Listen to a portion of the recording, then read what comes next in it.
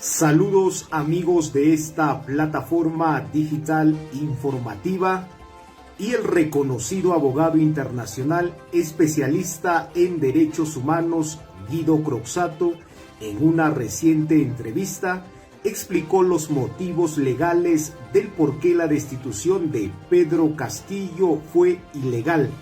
Además, el jurista argentino enfatizó que Castillo, al ser vacado de manera inconstitucional, lo que le corresponde legalmente es su restitución como presidente del Perú. La destitución de Castillo es ilegal desde el punto de vista constitucional y el proceso penal que se le sigue es irregular porque la imputación se basa en un delito de cumplimiento imposible. La destitución y la prisión son arbitrarias e ilegales desde un doble punto de vista, penal y procesal, lo que antes se llamaba derecho de forma y de fondo. Antes se hablaba de derecho de fondo para referirse al derecho penal o al derecho constitucional y se llamaba derecho de forma al derecho procesal, al procedimiento. De alguna manera se le restaba importancia a lo procesal frente a la materia de fondo. Yo creo que en las últimas décadas esta distinción fue perdiendo peso, no porque el procedimiento no es importante, sino porque ganó en importancia. Nos dimos cuenta que las garantías del debido proceso son tan importantes como el fondo. Y el lawfare es una buena muestra. Muchas veces no hay condenas, no llega nunca la condena, pero te alcanza la forma, es decir, el procedimiento para tener hostigado y acorralado un líder político durante un montón de años, aunque no haya ninguna sentencia y tal vez no se llega nunca a una sentencia, pero la verdadera condena es tener a alguien imputado, muchas veces con una prisión preventiva ilegal, durante todo el procedimiento. Por eso yo rescato tanto la importancia del debido proceso, la importancia de defender las garantías constitucionales durante el proceso. En el caso de Castillo se violó el debido proceso en la destitución. Castillo dio un discurso para disolver un Congreso que no lo dejó gobernar, que no lo dejaba salir del país, que le obstruyó 70 proyectos de ley. No había una segunda moción de desconfianza, con lo cual, según la Constitución peruana, que él también está impugnando, que es una Constitución que el pueblo peruano quiere reemplazar, que es la Constitución neoliberal de Fujimori, pero que está dominado el Congreso por el fujimorismo, que es racista, además son los sectores concentrados de Lima que gobiernan contra los sectores de la sierra, en el Perú, de los que viene Castillo. Él propone una asamblea constituyente y disuelve o anuncia o pretende disolver un Congreso que en realidad no lo dejaba gobernar, no lo dejó gobernar desde el primer día. Luego el Congreso actúa de manera ilegal y el Tribunal Constitucional convalida la ilegalidad de la actuación del Congreso. El procedimiento que correspondía luego del discurso de Castillo, si ese discurso no era correcto, está contemplado específicamente por la Constitución de Perú.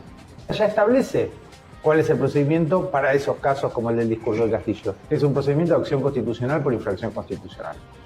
Con una moción numerada por orden del día, se tiene que notificar, el presidente tiene derecho a defenderse una hora en el Congreso. Nada de esto sucedió, ni siquiera en moción de orden del día. Castillo no fue notificado, es todo ilegal el procedimiento que se siguió en la destitución. Y hay mucha desinformación y los medios tapan esta ilegalidad diciendo, bueno, total, Castillo era corrupto, gobernaba mal, pero hay que explicarle a la ciudadanía que este parece un nuevo rol de los abogados. Ahora tenemos que luchar también contra la desinformación, que no basta que un presidente gobierne mal para destituirlo de cualquier forma. Hay procedimientos legales para destituir o inhabilitar a un presidente y en el caso de Perú no se siguieron. Por eso decimos que la destitución es ilícita, es ilegal, que la destitución no corresponde y que la única salida es la restitución y que Castillo enfrente un juicio justo conforme a derecho, que es lo que hasta ahora no tuvo. El Congreso optó por otro procedimiento que es la vacancia por incapacidad moral. Tampoco ese segundo procedimiento fue bien aplicado. Hacían falta 26 congresistas y tuvieron 21. Tenían que haber numerado con una moción de orden del día la vacancia y notificar con una moción numerada a Castillo. La moción no existe. Aníbal Torres pidió públicamente, que fue primer ministro de Castillo, que la muestren la moción de destitución de Castillo. No se da cuenta que diciendo se destituyó un presidente y no hay un expediente legal. Eso es un golpe de Estado. Y la única alternativa que vemos con Zaffaroni es la restitución y que Castillo enfrente un juicio justo y que se haga un proceso conforme a derecho, respetando la legalidad. La gente salió a protestar por la ilegalidad de todo este procedimiento, porque a Castillo lo sacaron del palacio como maltratan siempre a la gente de la sierra, digamos, como si fuera un cholo sin valor, y la gente se siente identificada también con la manera en que lo destituyeron a Castillo, cómo lo echaron a patadas del palacio. Hay 70 personas asesinadas y no hay nadie preso en Perú. Parece que matar 70 indios no genera responsabilidad. en Perú, lo cual es muy grave, es un caso de racismo muy claro, porque si hubieran sido 70 personas asesinadas de otra región o de otro lugar, seguramente ese gobierno ya se hubiera caído. Como los que murieron son 70 indios pobres de la sierra, a nadie importa. Pero esto deja el mensaje de que hay vidas en Perú que valen menos que otras. Y eso es el racismo, justamente. Las vidas de la sierra cuentan menos que las demás. En cualquier otro escenario, uno esperaría que un gobierno que asesina a 70 manifestantes renuncie inmediatamente. En Perú, al parecer, no. Desde el punto de vista penal, el discurso de Castillo configura un hecho atípico, que es una tentativa inidónea para el fin propuesto, y la tentativa inidónea, según el Código Penal peruano, no es punible. Y en el caso de Castillo está claro que la tentativa no era idónea para el fin, porque todas las fuerzas de seguridad estaban en contra de Castillo. Él estaba acorralado cuando da ese discurso. De hecho, lo abucheaba la fuerza de seguridad cuando él daba un discurso, porque responden al fujimorismo y a la derecha racista. Él tenía todos los sectores de poder en contra. De hecho, justamente los únicos que se deben apoyarlo es el pueblo, como dice él, y el pueblo fue asesinado a balazos. 70, 80 muertos hay en Perú y no sale más porque esta es la consecuencia. Si no hay nadie preso por los 70 muertos, lo cual es muy grave y da un mensaje de impunidad y de criminalización de la protesta. La Corte sigue criminalizando la protesta en Perú, pero además hay un mensaje peligroso, porque si hay impunidad para los que asesinaron personas, el mensaje es que protestar es peligroso en Perú porque te pueden matar y nadie va a ir preso por eso, ¿no?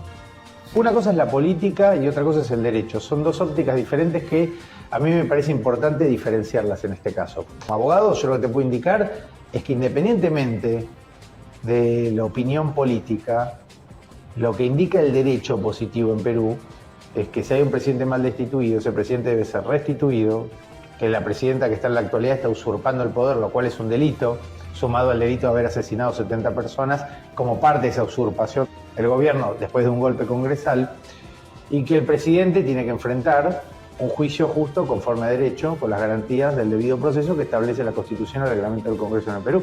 Y eso es lo que corresponde conforme a derecho. Luego lo que hagan políticamente, bueno, eso es la vida política y social de cada pueblo.